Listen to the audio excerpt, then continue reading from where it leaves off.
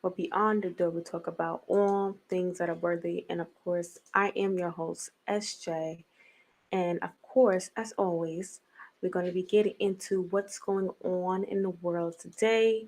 We have a lot of things happening, and we got to see how any of these things are going to be playing any major role, especially for us melanated people in America. Um, Firstly, I want to say I hope everyone enjoyed their weekend. I hope everyone is taking their vitamins. They're still, even though it's cold outside, they're getting their sunlight, getting their vitamin D. I hope you guys are also getting your CMOS. And if you need CMOS, you can shop my company, shanjorco.com.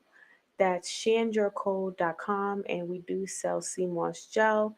CMOS is an excellent component in getting rid of bad mucus in the body.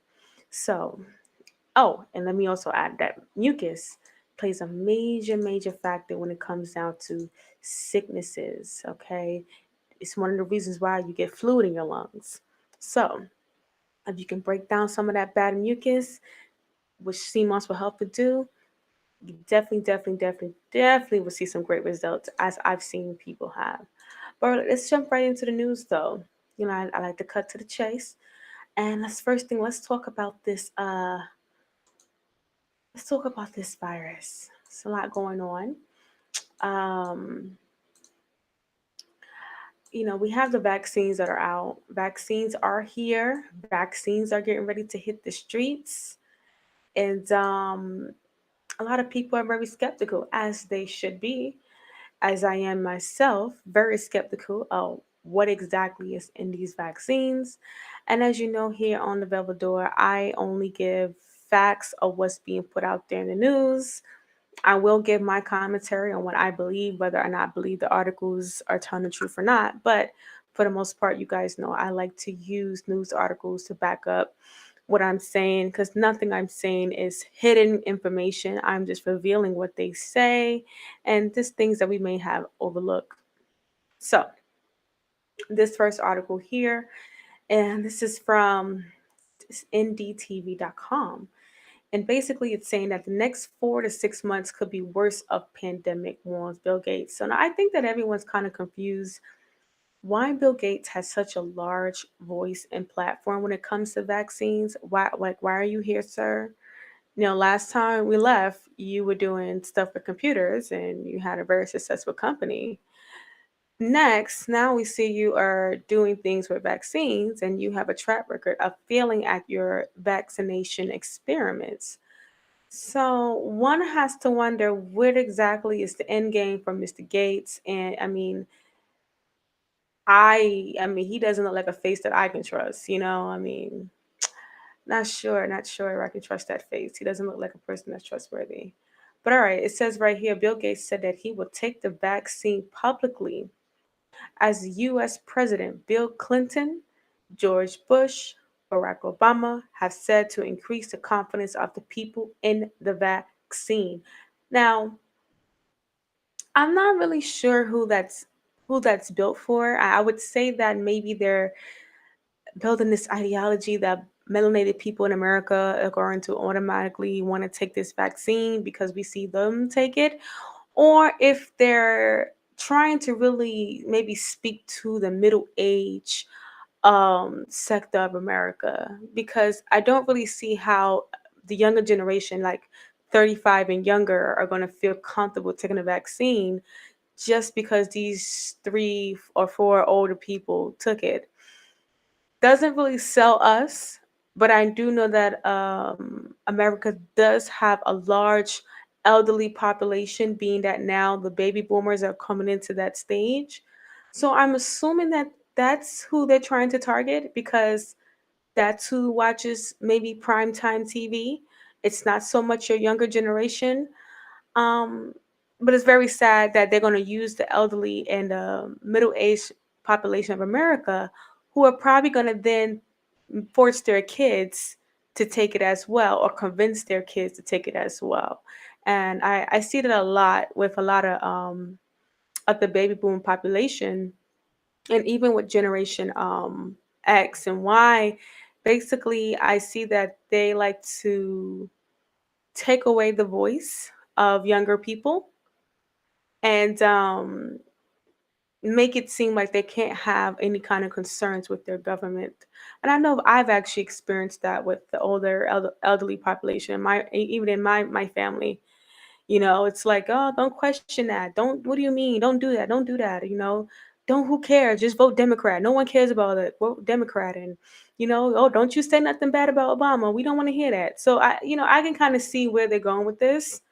But let's get into it. It says here, Microsoft co-founder Bill Gates, whose foundation has been part of the effort to develop and deliver the COVID-19 vaccines, warned on Sunday that the next 4 to 6 months could be the worst of the coronavirus pandemic.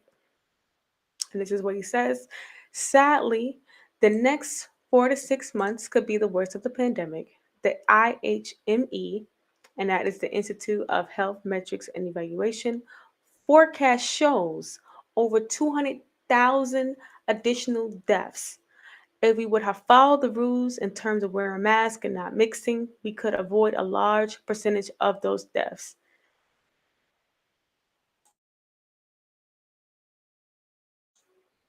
All right, so let me just give my opinion before I move on. I honestly don't believe that we could have avoided that because just earlier there were reports that when we were locked down and we were away from everybody, the virus was spreading within our homes.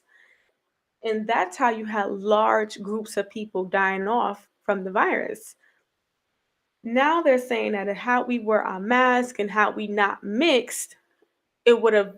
I just don't believe that would have been the case. I would have believed that no matter which way we would have took, we would have still ended up where we are today. Okay, I would say that our country was not prepared for something like this. If the numbers are as accurate as they say they are, um, I would say that we were never really prepared from the beginning. So let's continue.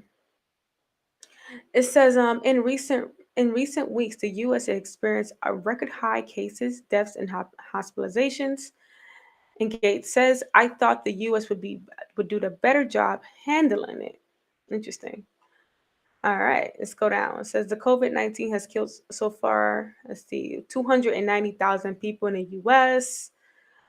And Gates says, "We are very agile. We're a partner in a thing called CEPI, which is the second biggest funder after the US government." I'm sure. All right, let's go on. Let's see if we get anything out of here. We want the world economy. We want the world economy be going. We want to minimize the deaths. And the basic technology is a German company. And so blocking international sharing and cooperation has been disruptive and a mistake during this entire pandemic. So we need to ramp up the capacity of all the vaccines.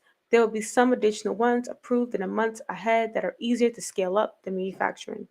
But the US has benefited from other countries' work, care, and we shouldn't be entirely selfish in how we go forward. All right, so I'm gonna come up to this next fun fact right here. It says new data reveals small gathering are main source of COVID spread. All right, so even your small gatherings, right? All right, it says right here, by the facts, this is 46,000 data points. Private household gatherings are driving speed, 74%. All right, listen. Household social gatherings, 73%. Healthcare delivery, 7.8%. Higher education students, 2%. Okay, so as you're seeing, everything else has a very small percentage. Even public transportation. So what when I see something like this, what it's telling me is that when I go out into the real world and I'm amongst all these different diseases, all these different random people who come from random backgrounds, I am least likely to get the virus than when I'm in a private setting with people that I do know. What else could I gather from it? That's telling me, once again, going back to lockdowns, when they confessed that the lockdown and the quarantine was the reason why we started having the large amount of deaths per day. It's basically showing you right here that what they're trying to say is that you guys underneath one roof, if you have too many of you guys underneath one roof in a private setting, you're more likely to be the reason why we can't get rid of this virus. So where do we go from here, right? Are they going to say they want families to split? Are you what do you want? What do you want to happen? Because from what I understand, most of the people that I know who got the virus, everyone got it from outside their home, right? And what happened is that they go home and then they spread it to everyone else that's in the home, right? So what are they trying to say? And as you see right here, it's healthcare delivery. That's the next highest one, 7.81%. The first person I know who officially had the virus was a RN, a nurse. All right. So these are people that are working in environments where they're sanitizing every day. They're changing their work attire all the time. They're in one of the more clean environments than anywhere else, especially public transportation. Come on. A gym is even lower,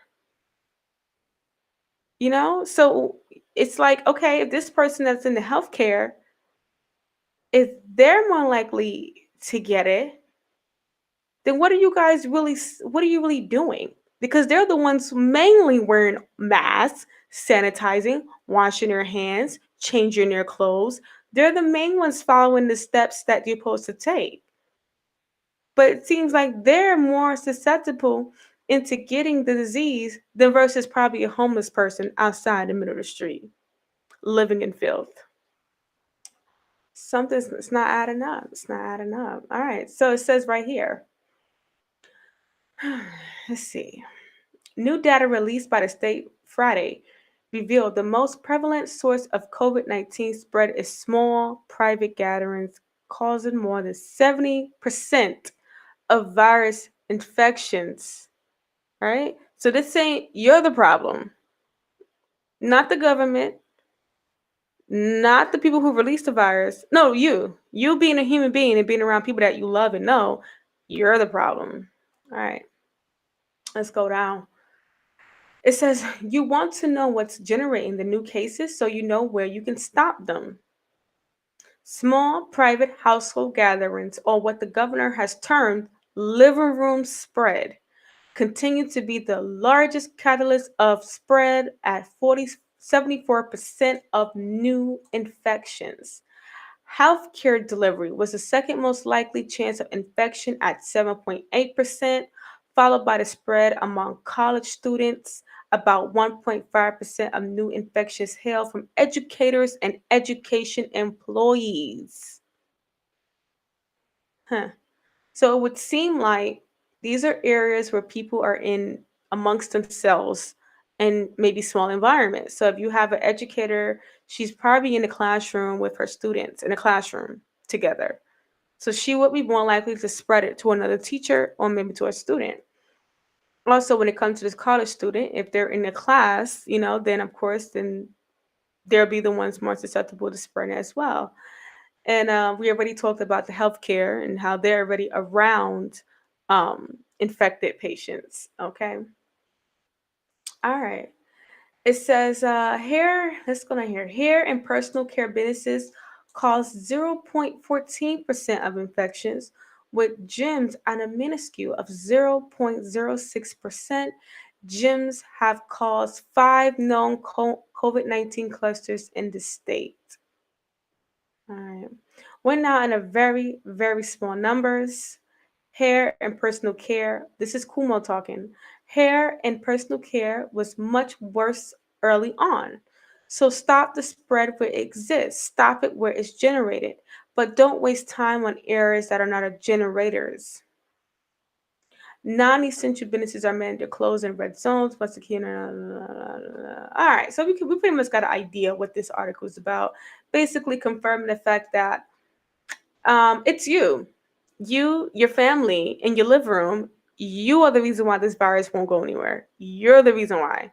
All right. And when you invite your little cousins over, your aunts and nephews, and you guys all come over, you guys are causing the largest spread of the virus. Okay, it's not you going on that dirty train. It's not you going out to a restaurant getting something to eat. It's you sitting at home in that house. All right, let's go on to the next one. Let's go here because we talked about this. I just want to get this out the way. And this is another CNN article. Former Presidents Obama, Bush, and Clinton volunteered to give coronavirus vaccine publicly to prove it's safe. Now, like I said, I don't know about you guys, but this doesn't convince me. But I think we already just talked about um, who they may be trying to basically target with this, right? And let's get down here. Let's get down to some of what they say. It says right here, President Clinton would definitely take a vaccine as soon as available to him, based on the priorities determined by public health officials. And he would do it in a public setting if it will help urge all Americans to do the same. We're not buying that. All right, it says right here, people like Anthony Fauci, who know and I've worked with, I trust completely. Obama said, oh, yeah, I'm sure you trust him. Yeah, sure. So if Anthony Fauci tells me this vaccine is safe and can vaccinate, immunize you from getting COVID, absolutely, I'm going to take it. Yeah, I'm sure you will go take it. I promise you that when it's been made for people who are less at risk, I will be taking it.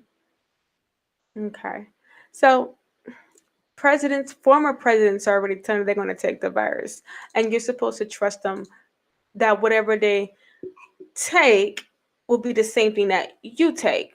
For all we know, they're going to be shooting water in their arms. For all we know. All right. I wanted to actually put this in here. This is from The Economist. It says the world desperately needs more nurses. Now, this is basically highlighting the fact that a lot of the nurses that are in America as well are coming from overseas, right?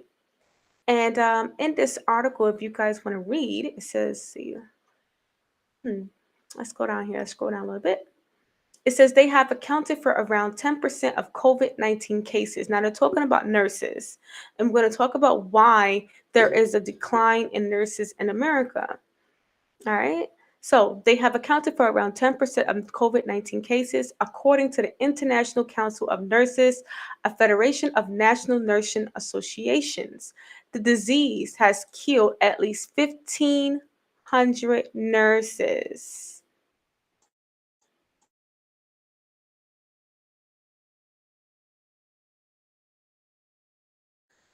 All right, so you guys see that 1,500 nurses, right? So out of that number that we've gotten, and I'm going to assume um, this is from what country? Let me see. I'm going to assume that this is from, I would love to get the number on where that's from. Because if that's worldwide, I mean, technically it's not really that bad, being that they're saying all these millions of people have died. But if it's just in America, I mean, that's still not that bad. But I mean, and it's kind of granted, being that they're working close proximity with a virus like this. All right, let's come here. It says England's National Health Service, for example, went to the pandemic with 40,000 vacancies. 40,000 nursing vacancies, a shortfall that is expected to reach 100,000 in a decade, according to the Health Foundation, a think tank. The WHO reckons that 6M extra nurses are needed globally. So they need about 66 million nurses globally to handle this pandemic. And this is basically showing you a chart of countries with the most foreign trained nurses, and United States, of course, leading the way as usual. So you're seeing that America and other countries around the world are seeing a nurse shortage, being that some of these nurses are becoming infected, or people are just not wanting to get in the profession because of what's happening today. So unfortunately, very sad times, right? But I want to get into another topic. Same topic, but another side of it. I want to talk about the Australian COVID-19 vaccine. All right. So this is actually, once again, another credited news source. Is from Life Science. And they are now talking about how the vaccine is causing false positive HIV results in people who take the virus. Ah, that's a big, big red flag, okay?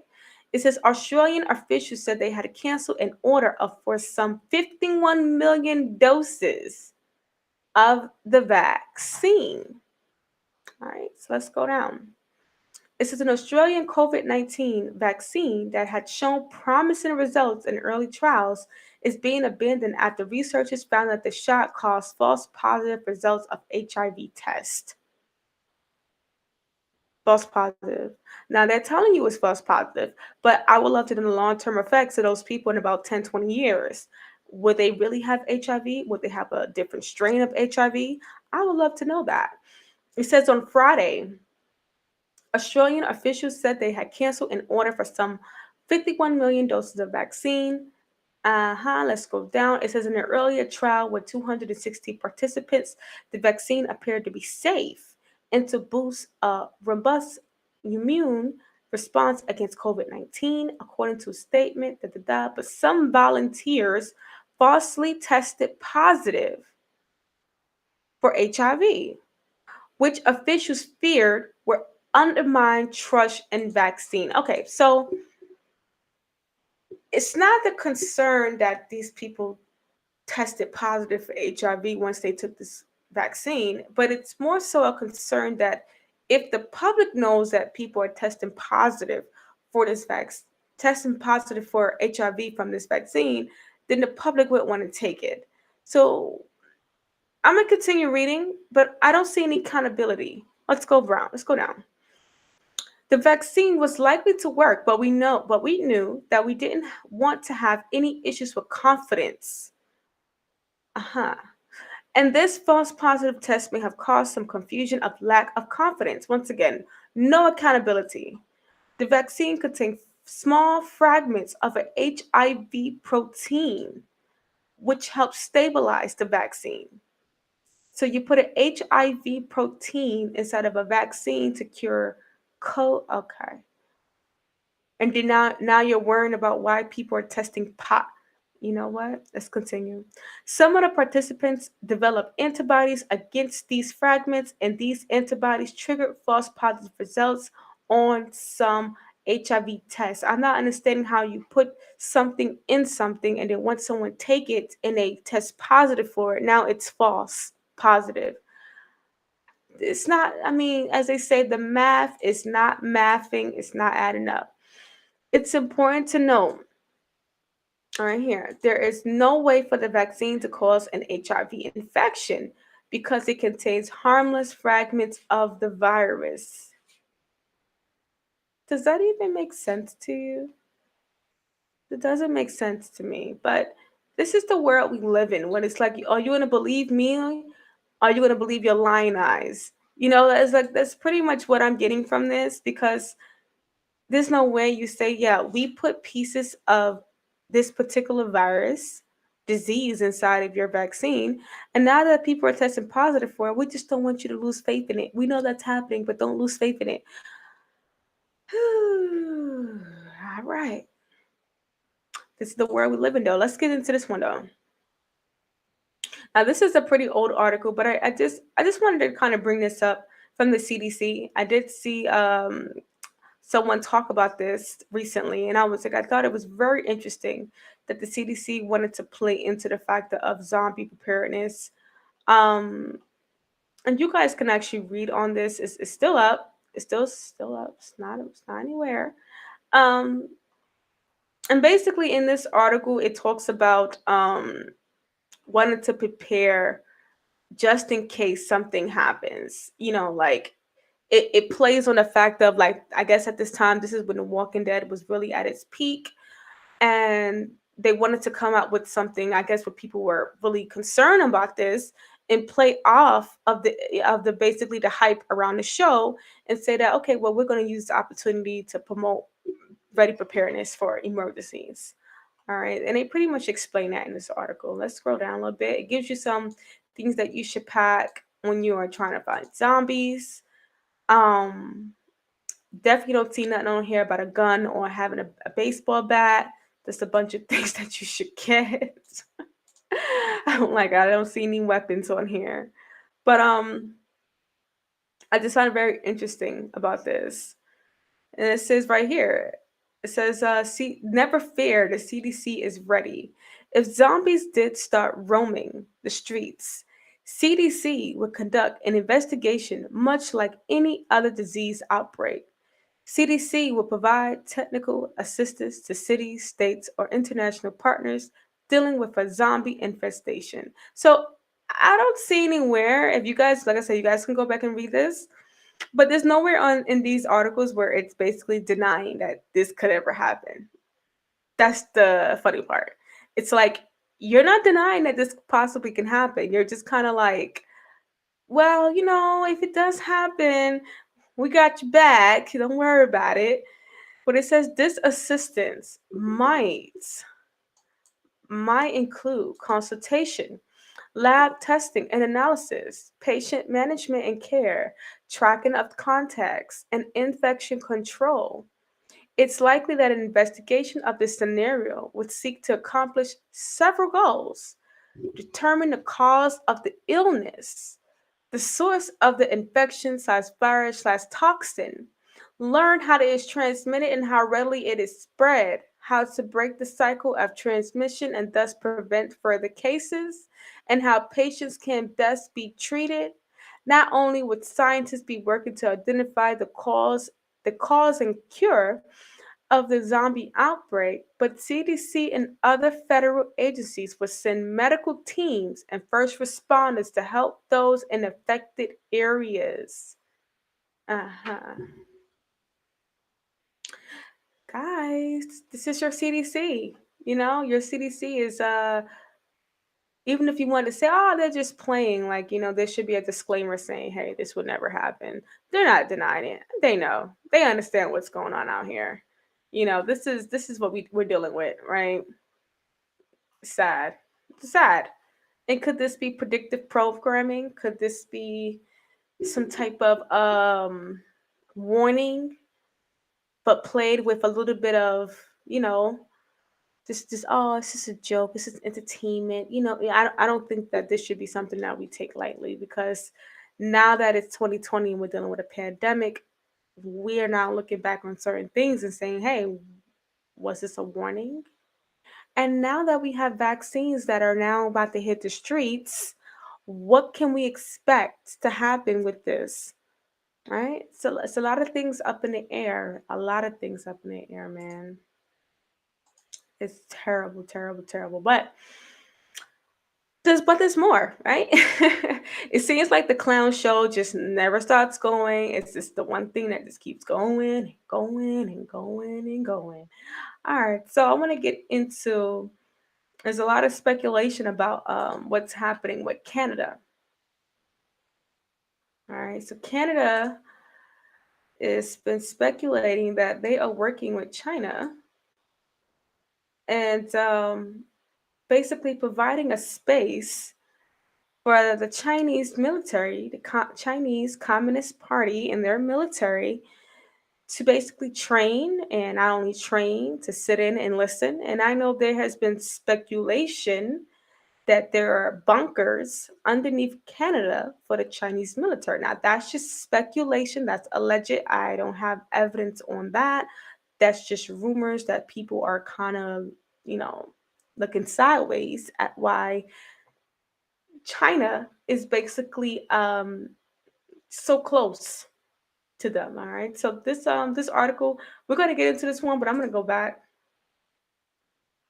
Let's go back because I'm jumping ahead. I'm jumping ahead. I'm jumping ahead, guys. Hold on. All right, right here. All right. So this is from the Sunday Guardian, and it says how Canada became dangerously compliant to China. All right. So we kind of see some Chinese soldier here with some Canadian military generals. All right, so these are just facts. These are things that you can go back and read. As I said, everything that I post is things that are public information. things that's already on the internet, we just kind of bypass it, or we just don't hear about it because it's not, they deem it's not being as important to post at the time. So you guys can go back and read this. I mean, I'm going to start breezing past some of these things, but it is very, very, very odd that that Canada is working so close with Chinese, and they are trying to basically, I don't know if they're forming an alliance, but if the Chinese is potentially one of our, let's see right here, let's go here. If the Chinese is apparently one of our enemies and a superpower that is willing to do whatever it takes to control the world, we should be very wary of our neighbors in Canada and what their intentions are. Also, let me add, guys, please make sure you like the video. Please like the video. I want to see more people get in touch with me so they can be able to see this information, as well as subscribe. Make sure you turn on your notification bell so you know exactly when I go live. And let's get more people to be a part of our late night streams. All right. All right. So it says Canada's ties to Chinese military underscore the weird contradictions in its foreign policy. All right, let's go down. All right. Now, mind you, I'm going to make a note on this date. This just happened, December 12th, 2020. It's been obvious for some time that there is something weird about the way Canada approaches its relationship with China. A disconnect brought into sharp relief this week by the news that global affairs and the Department of National Defense were not on the same page when it came to military ties and training involving the People's Liberation Army. All right, let's go down here. It says what's missing, though, in recognition that Canada's policy towards a rising China has been contradictory and incoherent for almost a decade, maybe more, says Charles Burton, a political scientist at Brock University, and respected China. Okay. Cabinets were always split on China, whether it's liberal or conservative. All right, referring to debates more than 3 decades ago during the government of former Prime Minister Brian Mulroney. It is more urgent than ever in context of an increasing belligerent and assertive China to present a united political front. This is really about the defense of our sovereignty and security on matters over which there is consensus across the political spectrum in Canada. Okay? All right. So basically, what they're trying to say is that um, the prime minister, the president of China, not China, I'm sorry, Canada, has been having very, very close ties to the Chinese government. And people are want to know why. And a lot of its citizens don't even know that it's happening. They have no idea that the Chinese is, their military is practicing on their soil. And why is it being kept a secret from the people of knowing that these particular people are on their soil doing this? And also, would it be any kind of inkling of a warning that it's possible that the Chinese could be using Canada to be basically a way to invade, to come from the north and go down south into the United States to invade? But they're saying that that's not the case. That this is basically them just wanting to train, right? But I think that we kind of saw that with the Middle Easterns in the story that they told about 9/11, and how we had them come over and they were just wanting to learn how to fly. They just wanted to go to flight school. Though they didn't want to learn how to land a plane, they just wanted to know how to fly a plane. That was just their main motive, their main goal. And from there, it was just nothing, it was harmless that they had foreign people coming here to learn certain trades. And then that turned into them knocking down the Twin Towers. So it's very, very interesting that this is happening. All right. And I would encourage you guys to please go and read. I'm also encouraged you to read, but these are national headlines that are happening. These are concerns that we have dealing with our country. All right. Let's get over here. Now, this is NBC News. China has done human testing to create biologically Enhanced super soldiers, says top U.S. official. Now, this is an article from December 4th, 2020. Um, I have already kind of heard that China was doing testing, and I do remember them coming together on the UN and basically forbidding that to happen. Seems like they didn't give a damn, right? They're still doing it. All right. It says U.S. intelligence agencies didn't immediately respond to requests for comment about whether China seeks super soldiers like those in such films as Captain America. Hmm. Isn't it funny how our cartoons and our movie shows and all these things come back together in real life later on, and we just say, "Oh, that's just a movie. Oh, that's just a cartoon. Oh, that's just that," and then before you know it, it's a reality, and people are actually mimicking. This is when art imitates life and life imitates art. This is where we are. All right. All right, let's go down. It says U.S. intelligence shows that China has conducted human testing on members of the People's Liberation Army in hopes of developing soldiers with biologically enhanced capabilities. All right, so they're trying to create super soldiers. And it kind of reminds me of that time when some billionaire came out the blue and said that he wanted to breed Serena Williams and LeBron James because, in his opinion, they would make the perfect superhuman. Hmm, ain't that something? This is a sick, sick, sick way. All right, so it says his office and CIA did not immediately respond to requests to elaborate on the notion that China sought to create super soldiers of sort depicted in Hollywood films like Captain America, Bloodshot, Universal Soldiers, right?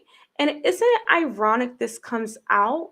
Look at this. Look at the actors in this, and guess who just died recently, right? Tommy Lynn Leester. I think a lot of us actually know him as Debo from Friday, but this is him right here.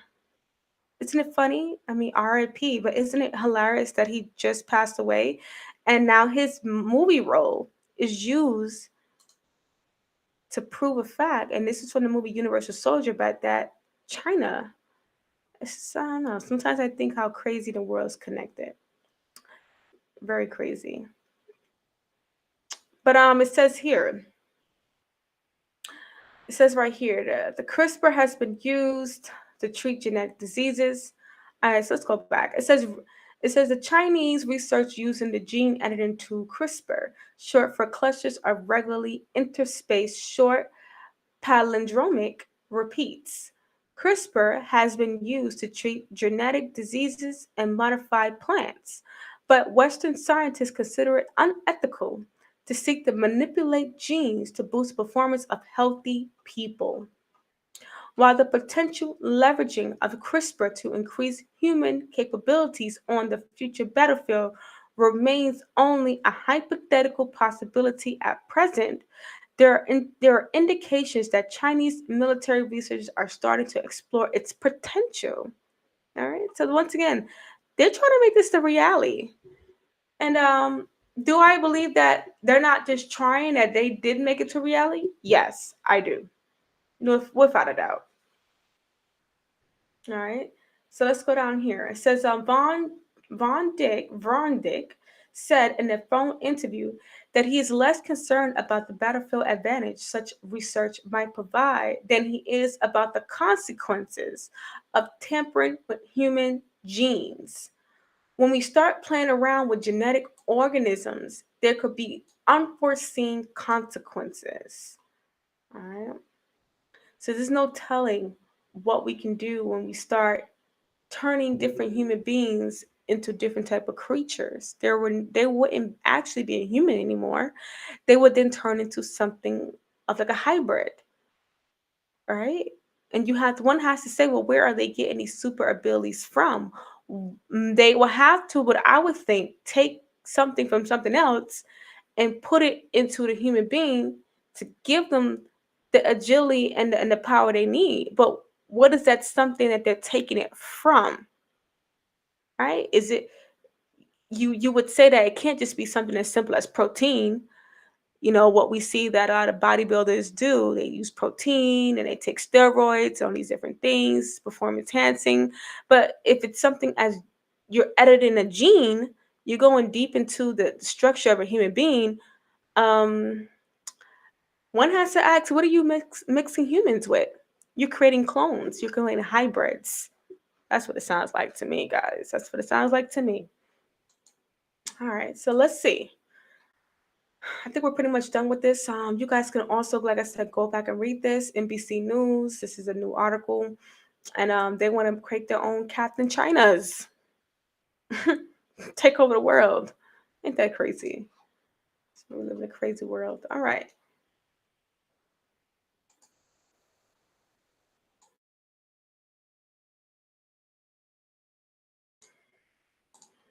All right. So Russia chases off U.S. warship and spat over territorial waters. So the reason why I'm showing this article, I have two articles about this. This kind of plays into the idea that China and Russia could be making their moves. Now, we just have to hope that the United States is ready to fight back. Our allies are ready to also fight back. And hopefully, we have a strong enough presence that it's not going to actually do anything to us for this to happen. You know, hopefully, our military has a strong presence where they can kind of just scare them away. Like, look, that's not going to happen today. We can just hope, though. All right. But has been speculation that Russia is in US territory waters. I've actually, let's see, I actually have video of that, and I can show you this right here. Just give me a second to play this. It's known for playing Hunt for Red October style games with the U.S. Navy. But tonight, according to U.S. officials, the Russian spy ship, the Viktor Leonov, is sailing recklessly right off America's shores. Two U.S. officials telling CNN the Leonov has been operating off the coasts of South Carolina and Florida in a, quote, unsafe manner, not using its lights in low visibility weather, not responding to signals from commercial ships, which are trying to avoid colliding with it. It's absolutely purposeful. First of all, this is an intelligence ship, so it's not going to disclose its point of location to anybody. They like to be able to intimidate people and bully them, and this is another way of doing that. The U.S. Coast Guard says the Leonov is making other erratic movements and tonight warns other ships to maintain a sharp lookout for the Russian spy ship. The Leonov has been prowling around America's east coast for more than 4 years, near some key U.S. Navy installations. Cape Canaveral, which handles underwater operations.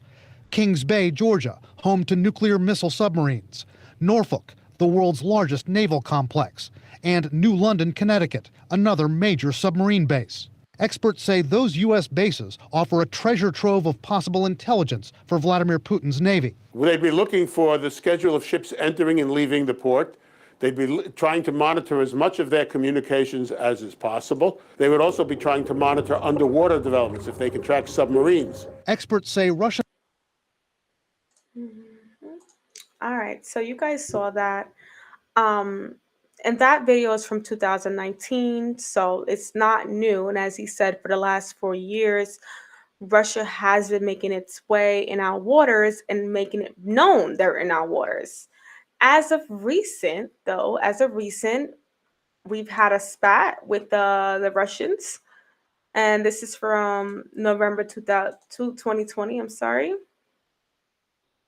And basically, it says that a Russian warship chased a U.S. Navy destroyer from waters in the Sea of Japan, known in the South Korea as East Sea, on Tuesday. So, if you guys don't know where that is right off the coast of Alaska. All right. So, off that coast of Alaska, we do have a lot of our fishermen. And let's see. Let me see if I have the article for you guys right here. This is the first article we saw. So yeah, so you'll see right here, it says the fishermen took photos and videos of frightening encounters. U.S. is allowed to fish in waters, though they are open to international ships. And basically in this area, this is where a lot of them, they catch their king crab, pollock, and salmon from. All right. So this is the area where U.S. actually has territory to free roam and to fish and to do what we do. But there was a conflict happen where we were basically bullied out of the particular area by Russian warships, allegedly. It says, are we getting invaded? American boat captains say they were ordered out of U.S. fishing waters by Russian military as it conducted large-scale drills less than 200 miles from Alaskan coast. So you're seeing how Russia is pretty much bullying their way along our coasts and along our shores, whether that's on the west side, northern west side, as of Alaska area, or is in the southeastern region, as in by Georgia and Florida. So they're showing you, hey, we can be at any given side of your country at any given moment. Play with it. Uh-huh. We're not living in really great times right now. It says several American commercial vessels were ordered to leave U.S. fishing territory by Russian warships who were conducting massive military drills in the Barents Sea, less than 200 miles from the coast. At least where it's read that. Okay. It says at the time, the Russian military was staging a large scale of military exercise in the Barents Sea. It says American fishermen operating in vessels received threatening messages from the Russian military ships in the area warning them to leave the sea. It says 3 warships and 2 support vessels of theirs were coming and would not turn. Wow.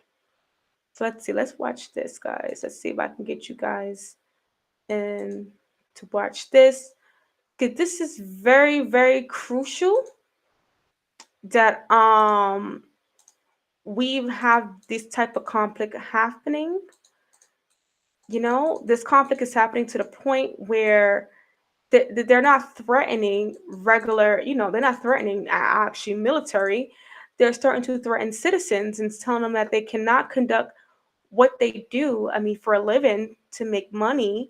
And if they don't leave, I believe there were threats of what would happen. So that means that these people were coming straight at them and wouldn't turn. All right, so let's get that on the screen.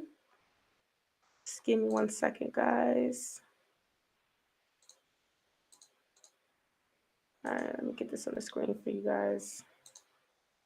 Because I think it's very crucial that we keep in contact of what's going on. I know everything in America is based off of racism, and it's a lot going on that aspect, but we need to be we need to be up to date. What's happening in our shores and how this can actually, you know, play into our own freedom, not just from white people, but from other outside factors. All right, so excuse me, this particular website has like a lot going on. Let's see if we can get this to play though.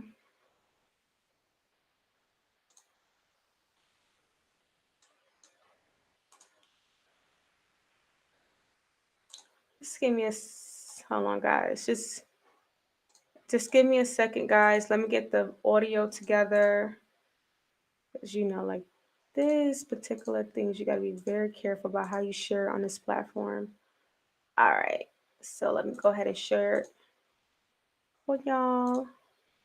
Let's get him out of here.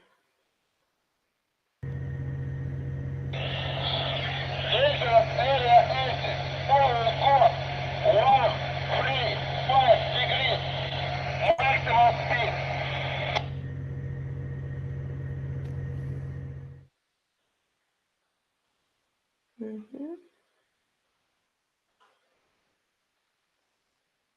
All right, so I was trying to play that video for you guys so you guys can see that in that moment of what was happening. And here is the actual map of what you can see. Now you can see right here how Alaska, you see Alaska here, and this is basically Russia right here. And these are the waters. You see how close that is? I don't think a lot of people know that it's that close. But yeah, and as you see right here, this is where the showdown happened. So it's a lot of tensions happening on different levels, different avenues between America and Russia, and of course China.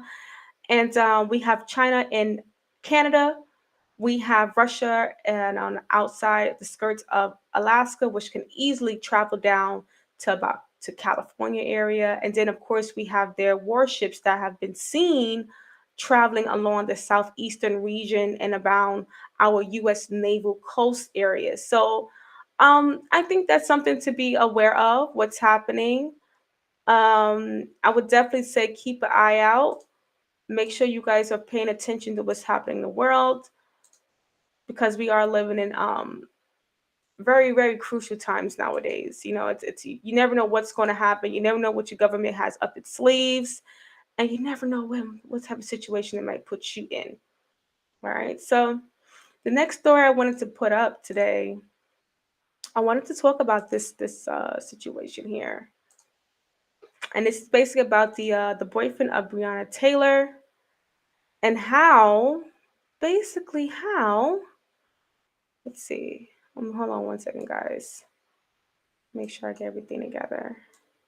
Yeah, but the boyfriend of Breonna Taylor, how he is actually being sued, and this is from TMZ. He is being sued by the cop that was in the situation with him and Breonna Taylor. And apparently, the reason why he is suing the boyfriend, and the boyfriend name is Kenneth Walker, he is suing because apparently because of Kenneth Walker shooting first at the cops, and he's actually shot, as you see here. I'm going to scroll down. This is the officer right here. Okay. This officer is suing Kenneth Jonathan Mattingly because he shot first, and when he shot first, he hit the officer. And since he hit the officer, he has said that he has caused damage and it basically has ruined his life. And this is after the criminal charges were dropped. All right, so I'm going to read a little bit about it. It says Mattingly, that's the officer, sued Kenneth for emotional distress and trauma. This after criminal charges against Ken were dropped. So if you guys remember, Kenneth was actually relieved of his charges because I guess it was found justifiable because the cops claim that they announced themselves before entering the home, but neighbors and actual Kenneth Walker said for him on the behalf of Breonna Taylor, they did not hear them address themselves before they entered the home. So therefore, he shot in self-defense. But it's just kind of sickening to know that this cop has the nerve to want to sue now because he can't get justice. But it's kind of funny because the family of Breonna Taylor didn't get justice, right?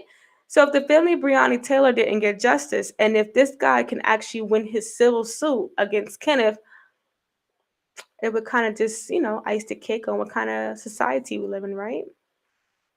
But I think we are aware of what type of society are we in and what's going on. So I wanted to share that about how Tyler Perry now, if you guys know about Tyler Perry, he is actually donated about 100K towards Breonna Taylor's boyfriend's defense.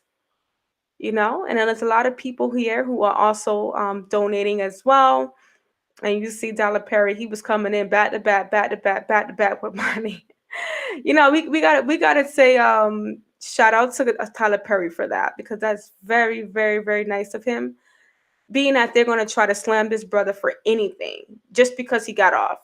And it's unfortunate because on our behalf, we should be able to slam these cops with anything, and we're not gonna get that. I guess because Breonna Taylor and the family took the lawsuit, they took the lawsuit, civil suit money, and that's the reason why they canceled the charges against the officers. I guess now the officer says, well, hey, I'm gonna come for that same money you guys just got. We are gonna just not have nothing. It's very, very nasty way that they play the game. But this is America. What do we expect, right? All right, so I want to go ahead and get into as well what's going on with Biden. And so Biden was recently revealed that he's been doing a lot of effery. All right, a lot of effery behind the block, around the corner. And I want to reveal this audio of him. Now, people are saying that this audio is chopped and screwed. It's not really him. Well, it's him, but they cut it up to sound like something. who knows, right? Who knows? But we're gonna let's see for ourselves what he said. Let me go ahead and get this on the screen for y'all. 1 second. Let me move this one, put this one in. All right. Let's hear it for ourselves. Okay, let me respond. I've got to go. Let me respond. There's a lot to respond to here. Let's get something straight. You shouldn't be disappointed. What I've done so far is more than anybody else has done this far. Okay? Number one. Number two, I mean what I say when I say it. I mean what I say when I say it. I'm the only person who's ever run on 3 platforms that I was told could not possibly win the election, and I never ceased from it. One was on restoring the soul of this country because of what I saw happen in Charlottesville. That was it. No one else was talking about it. The words of presidents matter. Nobody else. No progressive.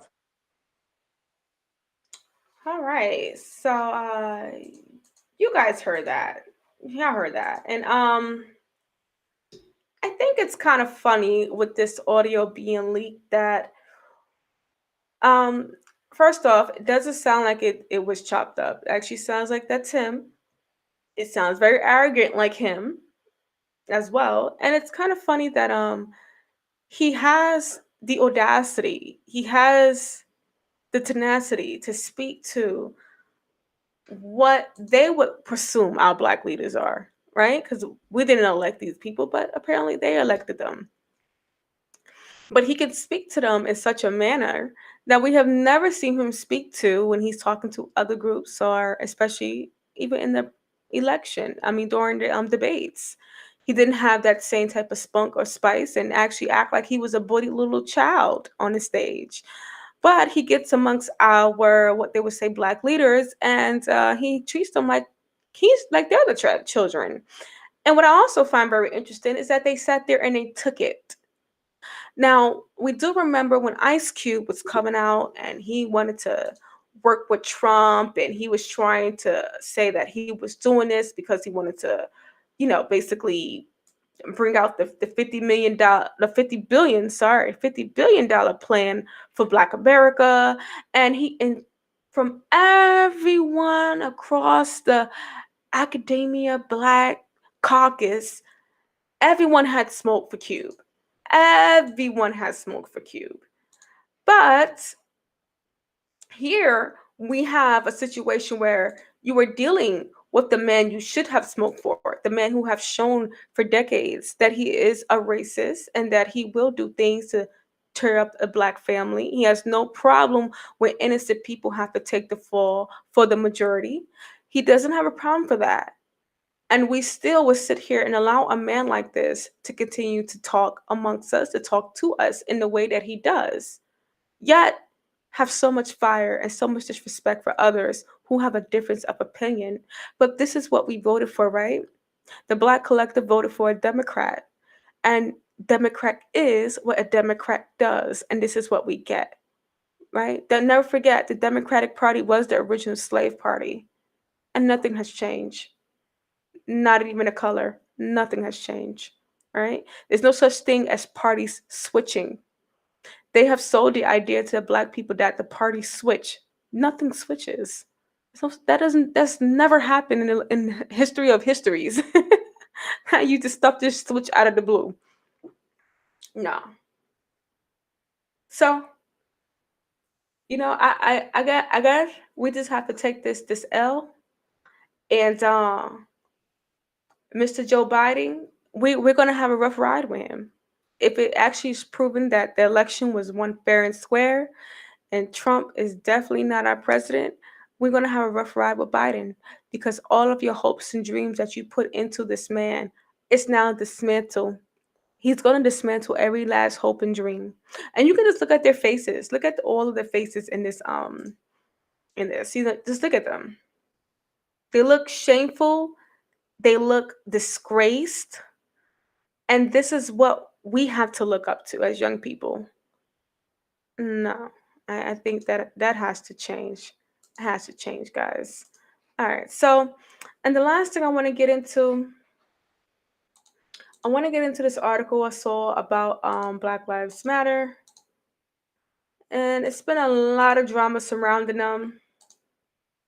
It says 6 months after mass protests began, what is the future of Black Lives Matter? I'll tell you what the future of Black Lives Matter is. We won't see Black Lives Matter for another 4 years. All right? All this police killing, all that stuff is about to just go in the box somewhere. No one's going to hear about it. All right? No one. And it has been estimated that Black Lives Matter has raised almost about $1 billion in donations. And we have yet to see any of that particular money. Disgusting. This is where we are in society. We are in a place where they don't have to show and prove what they do. They just can take the money and just go about their merry way and vanish. When are we actually going to hold these people accountable? I'm like waiting. When are we going to hold the idea of what they say is helping Black people, hold it accountable for what they're doing? All right? When are we going to do that? And I'm actually going to show you something about this article right here. This is what actually drew me to it. This is what drew me to it. This tweet from The Economist: donations to Black Lives Matter related causes since May were 10.6 billion.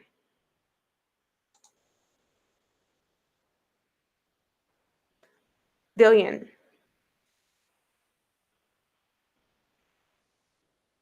Think about that for a second. $10.6 billion was donated and given to Black Lives Matter. And the Black community has yet to see a dime from it.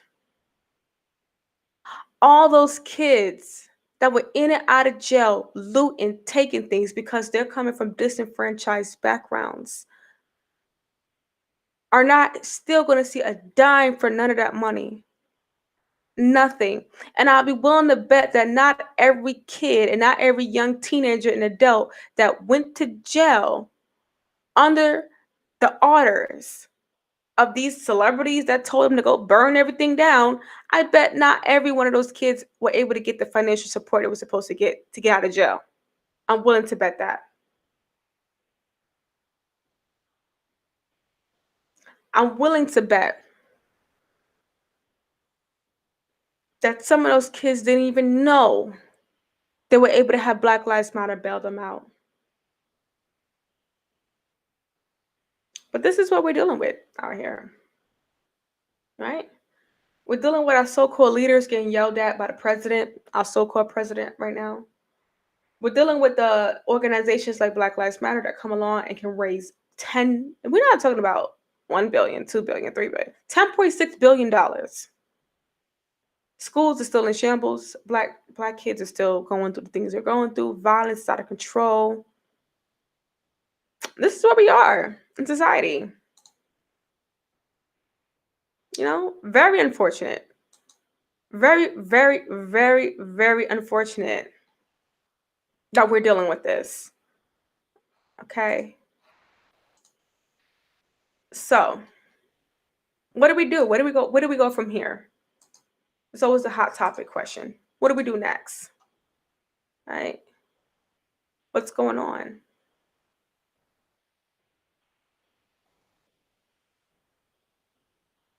It says protests flared across America after footage spread of the death of George Floyd, an African American who was choked for nearly 9 minutes by policemen in Minneapolis in May. By one count, over 8,500 civil rights demonstrations have taken place since. And what do we get from it, though? 85,000 civil rights demonstrations taking place since May. $10.6 billion was raised since then as well. Well, what did you get from it? A t-shirt? A sense of belonging to something? What did you get from it? $10.6 billion was raised in the middle of a pandemic. A pandemic where people are losing their homes and can't even get a second stimulus check. a pandemic where a good portion of your society is unemployed and it's on unemployment. But they were able to raise $10.6 billion during a pandemic, an economic meltdown, economic shutdown. This is where we are in society. This is what we deal with. It's disgusting, right?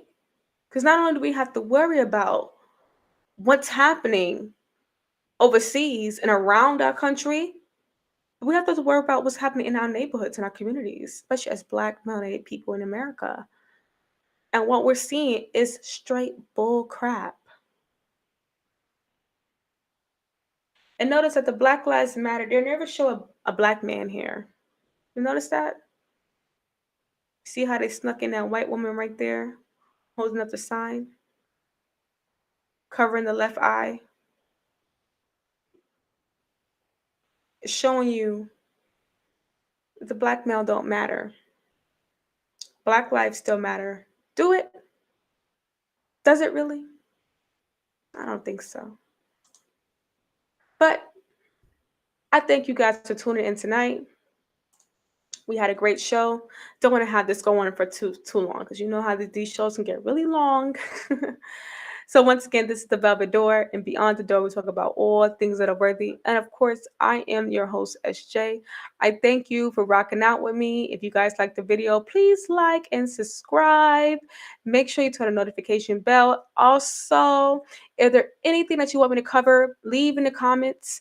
Anything that's going on around the world that I should be covering, just put it down there. And I would definitely hope to see you on that next video.